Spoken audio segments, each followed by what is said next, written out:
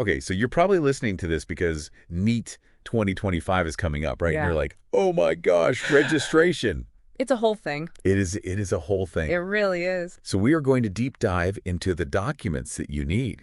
Absolutely. Because we found this awesome guide. Yes, we did. That's going to like really help us unpack all of it. Help everybody listening get organized and feel confident when they go to actually submit their application. Yeah, you don't want to be scrambling last minute. No. Get everything together ahead of time. Exactly. Yeah. So think about it. Like what? Each document is like a piece of the puzzle. Yeah. They're trying to build a really specific picture of you as an applicant. Right. And so every document is adding to that picture. Makes sense. So it's got to be clear and accurate. So first up. Well, first, they want to make sure it's you applying, right? It's you. Hence the photos. So you need both passport and postcard size photos. Right. And what's interesting here is that your passport photo needs your full name and the date it was taken. Wow. Printed on it. Oh, yeah. Like the old school where they would like... literally write on the back with a Sharpie or something. I know. Yeah. But okay, 10 passport photos. That's a lot of passport photos. That is a lot. It's like, what if I don't have a photo booth? Exactly. In my house. On speed dial. Yeah. Yeah. Well, it's always better to have extra than to be caught short. Okay. And speaking of things going digital, your signature and even your thumb impressions need to be digitally scanned.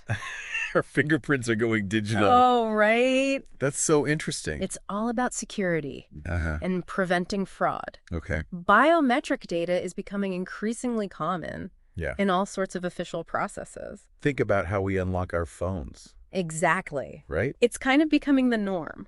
All right, so we've got our photos. We've got our digital fingerprint. Digital fingerprints. What about proving those academic achievements? Okay. So your Class 10 documents are key here. All right. So you're going to need your mark sheet and passing certificate. Okay. But keep in mind, some boards issue those separately while others combine them into one document. So double check?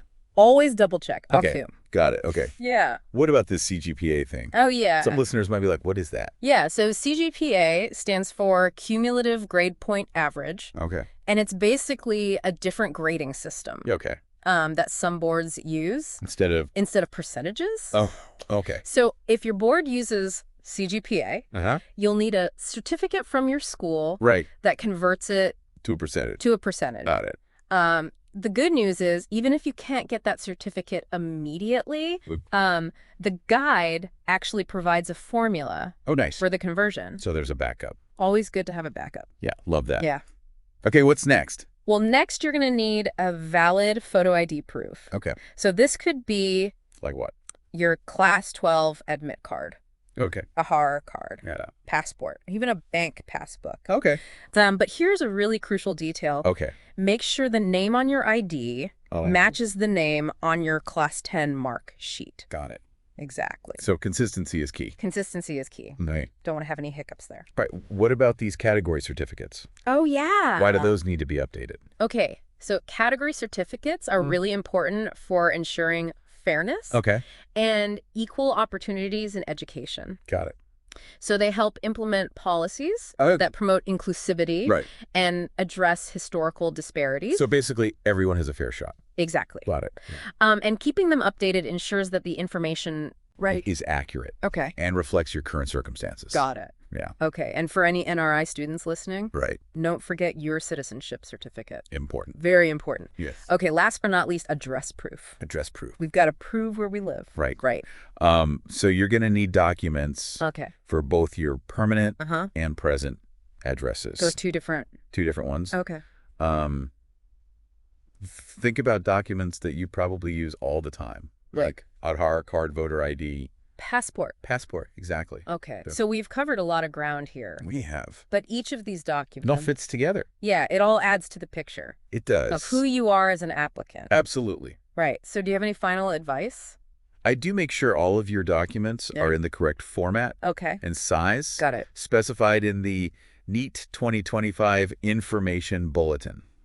Don't assume anything. No. Double check everything now that you know what documents you need. Right. Think about the why. The why. Yeah, why are they asking for this? Oh. Understanding the logic behind it all can really help you navigate the process with more confidence. That is such a good point. Yeah. I love that. Yeah. Okay, so we hope that this deep dive helps you I hope so too. conquer this registration process. You've got this. You got this. Best of luck on your journey. Good luck. And we'll see you in the next deep dive.